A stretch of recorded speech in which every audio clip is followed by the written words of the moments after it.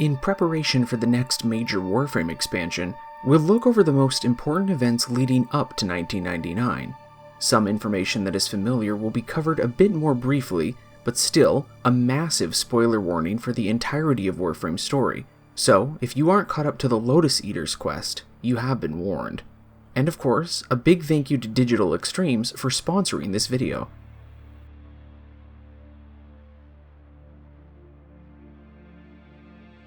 To understand why we are facing off against the Indifference and the Plague Year, we should begin with its inception. As revealed in his Requiem logs, Dr. Albrecht Intrati, chief expert on the Void in the Orokin Empire, sought for years to find meaning in the Void's emptiness, and, after years of torment and mockery for his fruitless endeavors, decided to venture into the Void directly. An accident during the experiment cast him to the abyss, and no longer shielded by the Seraglass diving bell, he was fully vulnerable to its gaze. There, the Void, being a vacuum of reality, drank deeply from Albrecht's memories and experiences, and thus gained a concept of existence beyond the walls of its nothingness. Understanding that it could be so much more, it sought to supplant Albrecht and took on his form, mannerisms, and knowledge, yet its hunger was not sated. Albrecht managed to seal off the wall between our world of dust and the world of void, and in doing so, severed his doppelganger's finger on our side, creating a physical tether that greatly limited the void's power and spread. While Albrecht survived, he was gravely wounded, both physically and mentally, and began a lifelong pursuit to destroy the entity he had inadvertently created, certain that should it ever be released, it would consume and erode all of our reality. Through Albrecht's hidden notes, we learned that in his experiments, Albrecht attempted many methods to defeat the Indifference. One attempt was animal experimentation, hoping to trick it into mimicking a baser intelligence, but the plan backfired, and returned creatures suddenly forced into sapience, the cavia. He would also stumble upon the realm of Duviri, existing in the void detached from its chronological inception, existing for Albrecht to find centuries before it would actually be created by the Drifter. But most importantly, Albrecht discovered a way to travel to the year of the Great Plague, 1999. We'll shortly discuss what he has been doing there exactly, but for now we'll continue on the timeline of events as seen from our timeline. As we learn in the Angels of Zariman, while Albrecht fought his silent war against the Void, the Orokin, beset by threats of overcrowding and resource scarcity in the Sol system, sent a grand extrasolar space vessel to colonize the far-off Tau system. Desperate and disregarding the safety of the crew, the Orokin forced the Zariman to make a massive jump, violently sundering the border between dust and void, and the Indifference caught the ship mid-leap like a rabbit in its jaws. Trapped in unreality, the crew fell to madness, and while the children were spared from the insanity of void exposure, they were not safe from their parents and loved ones howling at the doors. With nowhere left to turn, Arteno made a Faustian bargain with the Void, promising something unknown to the Void incarnate in exchange for granting the children the ability to fight and survive against the horrors unleashed aboard the ship. With the deal struck, Arteno and all the other children aboard the ship were made as one with the Void, all their timelines and realities collapsing into a single being at quantum superposition, embodying the concepts of eternalism, and given abilities that draw directly from the well of infinite void energy, with one exception: the Drifter. When the Void collapsed the realities of the Tenno into one, it severed the version of Arteno that was not saved from the Zariman into a separate entity. Alone and afraid, the Drifter would turn to escapism to survive, imagining themselves within the Tales of Duviri, written by Albrecht's daughter to warn against the dangers of the Void. But the Void, being a dimension formed on thoughts and dreams, facilitates a phenomenon known as conceptual embodiment, literally making thoughts into reality, and the Drifter's imagination crashed into the Void like oil on water, creating islands in which they were in control, and their persona ruled as king, creating the Kingdom of Duviri and eventually leading to the titular questline, the Duviri Paradox.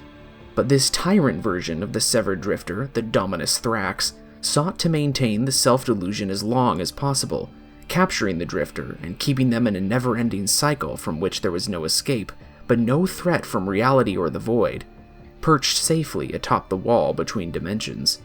On the other side of the wall, the children of the Zariman, now heralded as the Tenno, fought in the Old War against the Sentients from Tau, and with the war raging right outside his door, Albrecht attempted a final gambit.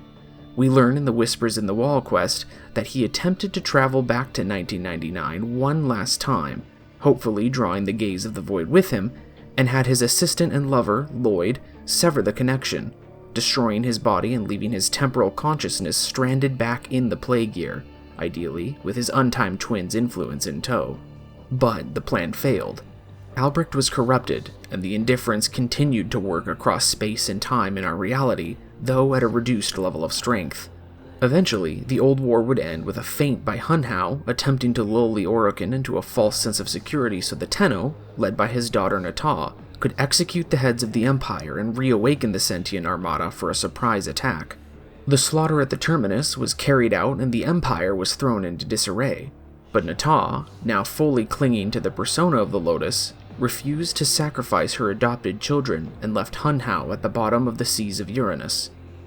Instead, fearing for the retribution that would come to the Tenno, she plunged Lua and the reservoir, which contained the dreaming operators, into the void, a maneuver which cost her dearly. For Nata, during the Ropalolist fight and later the Triumvirate, hints that they are familiar with the Indifference and may have struck a bargain of their own to ensure the safety of the Tenno. One child, however, did not sleep within the reservoir like the other Tenno, awaiting the call from the Lotus. In the Chains of HeroQuest, we learn of Rel, another child from the Zariman, who had become aware of the Indifference and sensed its malevolence. Rel lured the Void's gaze, becoming its object of fascination, and Rel captured the Void and his own consciousness within his Warframe in a transference loop, greatly weakening, though still not stopping the Void's influence in our reality. Our Tenno would later free Rel from his lonely vigil, and thus draw the Void's direct attention to themselves instead. This action became the final parameter to fulfill for Albrecht's Watcher program, which determined our Tenno as what the operator report entries refer to as the Chosen Operator, and the key piece in Albrecht's numerous plans, and designated pilot for the Vessel project. Much later, during the New War quest, Ballas uses the derelict corpse of Nata's mother, Bragasa, and Nata's fading power to force open the Void, casting both our Tenno and Nata into its depths. However, in doing this, Nata's severed hand finds the Drifter, granting them the power to break the cycle of Duviri and free themselves during the Duviri Paradox quest, returning to reality and occupying the space the Tenno once filled, though without any direct connection to the Void. While in our reality, the Drifter is pushed to the brink, and suddenly, the connection between the Drifter and the Tenno is re-established, allowing for the Tenno to return from the Void, but maintain the Drifter's autonomy, essentially giving the Tenno the ability to rewrite the palimpsest of spacetime on a constant, at-will basis. Later, after Ballas has been defeated, the massive energy from his attempt to destroy the Sun and flee to Tau with Pragasa through yet another tear to the Void draws the Indifference and allows it to manifest itself directly. Intoning the Void tongue, its words of undoing echo across the system and reawaken the latent Void energies aboard the Zariman, which remained stuck like a cork in a bottle against the mouth of the Void. With the corrupted souls of the ship awakened as angels, they threaten to fully rupture the thin barrier around the ship, the Albrecht membrane, and grant the Indifference unfettered access into our plane of existence. Returning to the ship in the Angels of Zariman quest, the Tenno manages to work with the last remaining echoes of the crew, the Holdfasts, to keep the nightmare at bay. But while one threat was repelled, another far greater threat looms within the ancient labs of Albrecht, where his experiments in conflict with the Indifference have frayed the border between dust and void. In the Whispers in the Wall quest, the Tenno travels to Albrecht's secret laboratories and works with Lloyd to enact the contingencies Albrecht left behind. The Indifference, while still powerful, is forced to follow linear time through the void via cause and effect all the way from 1999 on what are known as the Strands of Kra, and resolve a favorable series of actions into a timeline in which it emerges victorious. Yet our Tenno intervenes, and severs the strand of Kra through an act of kindness which the void could not comprehend, forcing the Indifference to begin its long march across time once more. With yet another attack halted by the Tenno, the Void becomes furious and calls out to the Lotus from its temporal position in 1999. Beckoned to the Sanctum Anatomica on the Lotus Eater's quest, the Lotus manages to resist the Void's call and drowns out its voice with her own song, explaining that only the Drifter, the paradoxical severed other, can be the one to answer, for if she or the operator were to respond instead, the Void would claim and consume them. And that is where our Drifter stands, waiting to answer and return to the Plague Year to fight against both the Indifference and Albrecht held within its thrall, which leads us to what Albrecht has been doing in 1999 and what awaits us there.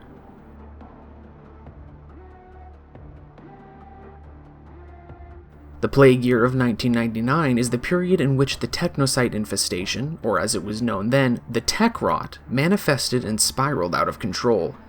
While it is not yet known exactly how the Tech Rot and the infestation came to be, some evidence in the classified archive site hints that it is the result of hyper-advanced AI technology used by the in-universe version of Digital Extremes to revolutionize video games. Whether this technology was created by Digital Extremes or provided to them by the Halvanian government remains to be seen. It is further hinted that as the infestation gained intelligence, it sought additional vectors of spread, using old, cobbled-together chunks of data to lure victims into its embrace, and somehow finding a way to spread through the food of the popular pizza chain Big Bites Pizza. From there, it likely infected the members of the boy band Online, granting it yet another vector of infection through their popular music, furthering the speed at which the plague overwhelmed humanity. In his notes, Albrecht details that his involvement in this alternate Earth took place primarily in the origin point of the plague, the region of Halvania, in a city on lockdown and under strict martial law by the nation's military, the Skaldra, due to the ongoing plague. Here, Albrecht brought the stabilized Helminth strain of the infestation from our time period and offered it to the afflicted, halting, or at least slowing, the spread of the disease in those who accepted his aid. As seen in the 1999 webcomic, which you can find on the Warframe website, Albrecht first worked in tandem with the Halvanian government and the Skaldra, facilitating his experiments with the infestation under the pretense of working to stop the plague, though he eventually parted ways to pursue his research alone.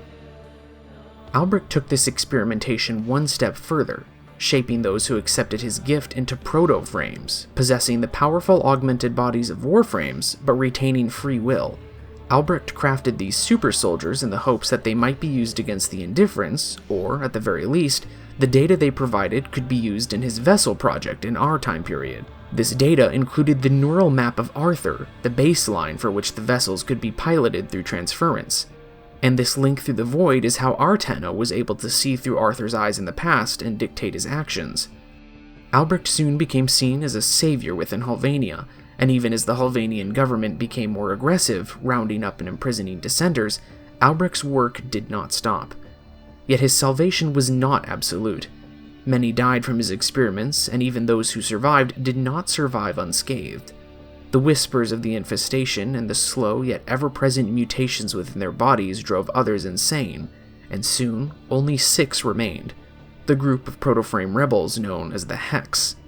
The members of the Hex include Quincy Isaacs, a sniper and former member of the Britannic Army, and proto-frame embodiment of Site-9, which was not replicated in the Orokin era. Leticia Garcia, a medic in her past life, now serving as the group's, fittingly formed in the proto-frame of Trinity. Amir Beckett, technician and electronics specialist, neurotic and reckless to a fault and suited for his proto-frame manifestation of Volt. Aoi Moroshi, a field agent of the International Crisis Response Team, likely sent to Halvania in the early days of the plague, and the proto-frame variant of Mag. Eleanor Nightingale, a writer, rendered mute by the infestation and physically weakened by the intense strain of her proto-frame manifestation as Nyx, but granted immense power through her newfound control of the mind. She is sister to Arthur Nightingale, the leader of the Hex, and a fellow member of the International Crisis Response Team with Aoi. Disciplined and driven, Arthur became the proto-frame Excalibur, but this drive also leads him to reckless abandon in his pursuit of Dr. Entrati. Seeing their promising initial reactions to the Helminth serum, Albrecht desired more tests on the Hex, luring them into a trap which forced the group to inject additional serum, mutating them further and granting them the inhuman resilience of fully formed Warframes. Feeling betrayed and forsaken, the Hex now seek to track down Albrecht and force him to reverse his work, or to kill him should he refuse. And as they search, the group continues to clash against the Skaldra that seek to exterminate them, seeing the Hex as insurgents and no different than the other infested monstrosities of the city. And this is where the Drifter is set to intervene, answering the call and returning to the Plague Year to assist the Hex in finding Dr. Entrati and either saving him from the Indifference's hold or destroying him.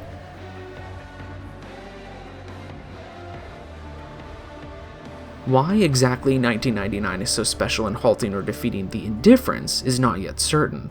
It may be some aspect or event within the year is critical in undermining the Indifference. Despite the Indifference not meeting Albrecht until much later, being an entity outside of time, the Indifference may have some inception point within 1999. This may also have something to do with why the infestation is so terrified of the Void, as when the infestation first came into being, it may have encountered the Indifference in the same year, and carries the ancestral trauma in its hive mind even millennia later. Alternatively, it could simply be the furthest year that Dr. Entrati had consistent access to, and holding the Indifference there would force it to take the longest possible path along the strands of Craw when attempting to break forth into our reality. But until the call is answered and the Drifter is able to assist the Hex in the Year of the Plague with the Warframe 1999 expansion coming this December, this is what we know.